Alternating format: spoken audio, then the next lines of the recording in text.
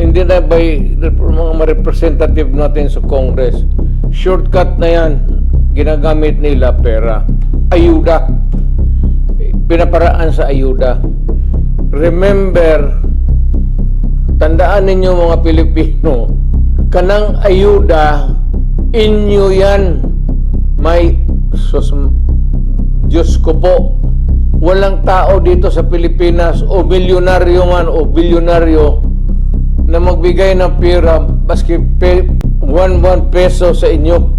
Walang taong magagawa ng laro na yung mga mayaman. Yan binibigay ng mga politiko, milyonaryo man o mahirap, hindi nila pera yan. Pera ninyo.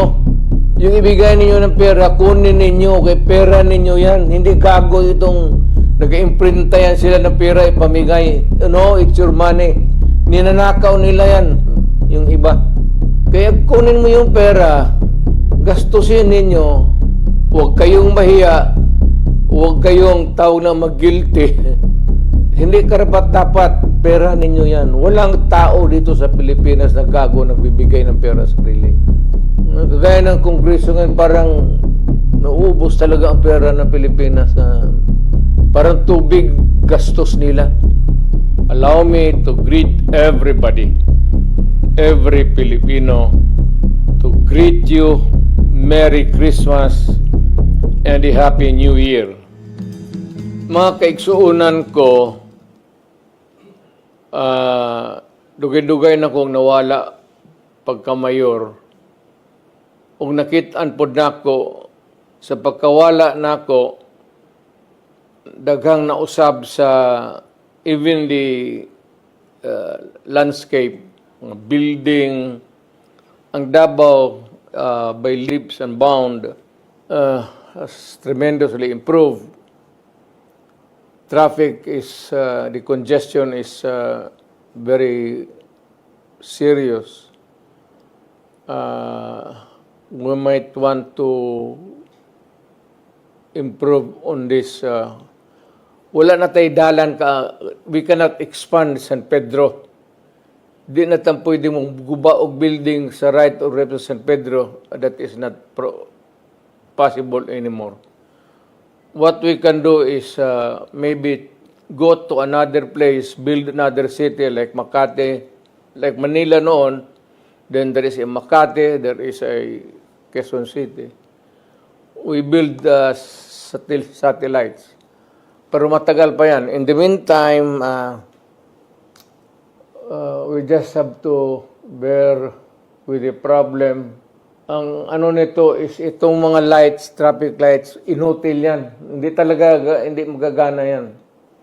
Kaya kung mag-low, mag-green, tapos mag-stop yan, and yet the traffic is convoluted, magsunod-sunod na, pag green, nandiyan pa rin yung mga sakyanan sa gitna.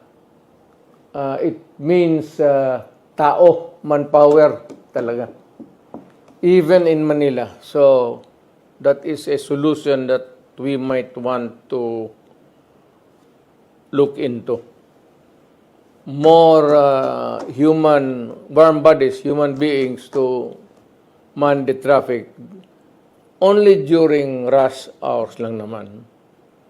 Maglagay tayo ng marami. Pero permanently, ilagay sila dyan. Pero during rush hours, kailangan nandyan sila to control the flow of traffic.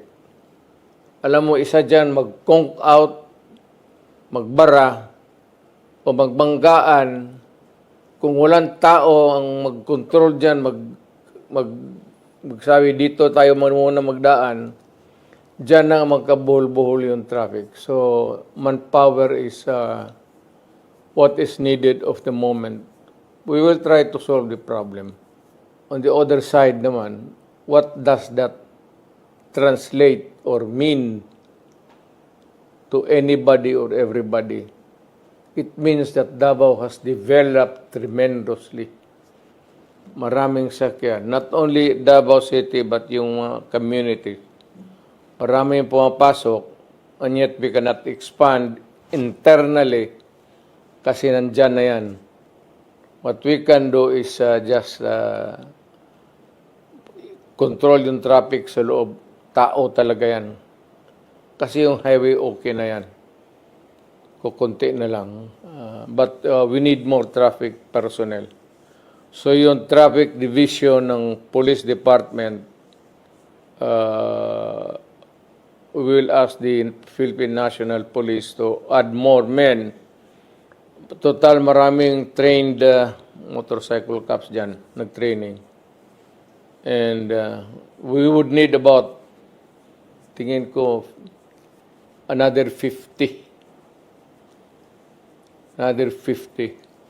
or even 75 to maintain the smooth traffic.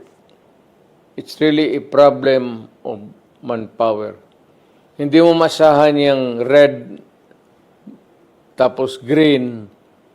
Kasi pag nakabuhol-buhol na, itong wala na magawa itong, wag mo masahan, hindi mo masahan yan. Dito ka sa baba magtingin, tao. So, kailangan magbitaw ka ng maraming tao. That is one solution that, or about the own solution at the moment that's in our hands that we can improve on. Kunting pasensya lang kayo. Ang ibig kong sabihin, bigyan ninyo kunting panahon ang gobyerno mag-isip at to implement a solution. Not immediate, but as soon as possible. Parang gano'n. Although synonymous yan, pero yung immediate kasi, urgent at hand, as soon as possible.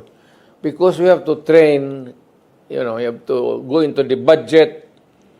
Kung may pera pa ba, then train them for about a month or so. Then before we can let them go out to help maintain traffic control. Yung nakita ko. Yan ang pag-usapan natin kasi yan ang nakita kong problema. Mapag-usapan nga minsan itong style ng gobyerno. If they want something outside of hindi madala ng o kulang o hindi madala ng Congress o kulang yung flow ng sentiments, yung tawag nila ng popular will ng tao, ang nangyayari most of the time, ang ginagamit na is not convincing people on the merit, itong may problema sa ating bayan. O we try to solve it, hindi na by mga representative natin sa Congress. Shortcut na yan, ginagamit nila pera. Ayuda. Pinaparaan sa ayuda. Remember, tandaan ninyo mga Pilipino, kanang ayuda, inyo yan. May, Diyos ko po, walang tao dito sa Pilipinas o milyonaryo man o bilyonaryo na magbigay ng pera baski 1 peso sa inyo. Walang taong magagawa ng laro na yung mga mayaman. Yang binibigay ng mga politiko, milyonaryo man o mahirap, hindi nila pera yan. Pera ninyo. Kaya kung may problema ang bayan, tapos ang issue na sa harap ninyo, you are made to choose in either referendum or plebiscite, maawa naman kayo sa anak ninyo, future generation. Isipin ninyo yung problema. Yung ibigay ninyo ng pera, kunin ninyo, kay pera ninyo yan. Hindi gago itong nag-imprinta yan sila ng pera, ipamigay. No, it's your money. Ninanakaw nila yan, yung iba. Yung iba naman, kagaya ng Kongreso ngayon, parang nauubos talaga ang pera ng Pilipinas. Parang tubig gastos nila. uncontrolled use of money. Basta halos imprinta na lang baski wala na value. Ano kasi natin, ang peso is, ang valuation niyan is gaano kalaki ang negosyo mo. Kung kaya ng negosyo mo sa store, yung pera mo na papel, piso, 5 pesos or something. Kung dito ka sa mataas, 10 pesos, 50, 100. Kung dito ka naman sa taas, tag 1,000. Ganun yan. Ganun ang ekonomiya. Kung nandito ng ekonomiya natin, yan lang may ibigay natin. Kasi kung baski na bigyan kayo ng sobra-sobrang pera, yung pera mabibili ninyo, mauubos yan. Kung ganun kakapal, kasi ganun kamahal. Yung binibili mo, ganun tama lang sa bibiliin mo. Kasi nagataas yung presyo eh. Yung huwag ninyo sabihin na pera nakalamang. Hindi, nagtabla yan. Ganun palagi yan. Hindi pwede yung karne norte, bababa lang, tapos tataas yung pera mo na mabibili. Ang karne norte, habol yan pati sardinas. Ganun ang laro dyan. Kaya kunin mo yung pera, gastusin ninyo, huwag kayong mahiya, huwag kayong tao na mag-guilty. Hindi karapat-dapat, pera ninyo yan. Walang tao dito sa Pilipinas na gago nagbibigay ng pera sa sariling. Pera, ayuda, huwag ninyong, huwag kayong magkaroon utang na loob. Pera ninyo yan. Nilalaro lang tayo. Tanggapin ninyo yan, pera ninyo. Sabihin ninyo, dagdagan pa ninyo. Kasi yung pagod namin pagka-Pilipino, kulang ito. Ika'y nagtatrabaho, laborer ka, nagkukontribute ka sa economy ng Davao, mga building, someday yung ginamasa mo ng simento, maging building yan. You improve the economy kasi yung mga building yan may mga kwarto-kwarto. So marami magpasok ng magkailangan ng mga kwarto-kwarto, negosyo. Magtayo sila ng mga building ito, kailangan nila ng mga... Ganun ang ano niyan. Ibig sabihin, walang libre dito sa buhay na ito. Pinaghirapan mo yan. Inyo yan. Tanggapin ninyo, inyo yan. Huwag kayong magpasalamat.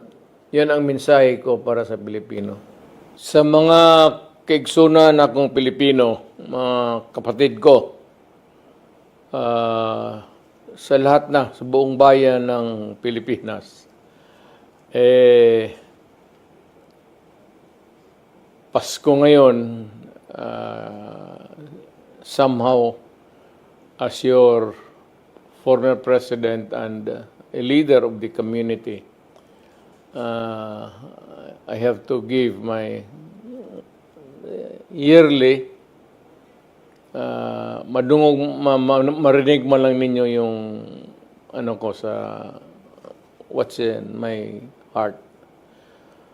Ang ano ko lang is na sana maawa ang Diyos at yung ekonomiya natin ay hindi bababa, medyo umaakyat for us to have the opportunity for lahat na gainful employment for everybody and enough money circulation to help others to maintain a little enterprise or business and makahanap buhay ng mga sariling kanilang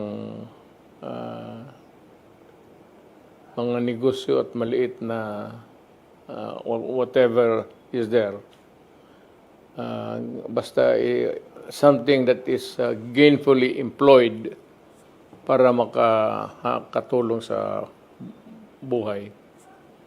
So in the spirit of Christmas, I am giving this message with the hope that everybody is comfortable now, at least a little bit. Mas improvements of yesterday. At sana magpatuloy ang law and order na ngayon. Hindi masyado magulo ang bayan natin. At yung peace in the community, at the very least, will be maintained. So, allow me to greet everybody, every Filipino, to greet you Merry Christmas and a Happy New Year. At sana itong susunod na taon ay would be better than what we have previously in the last year sa buhay natin. Hinihingi natin yan sa Diyos. Sana marinig naman tayong yung pleadings natin for peace and security for our country, and the prayer, the pleadings that the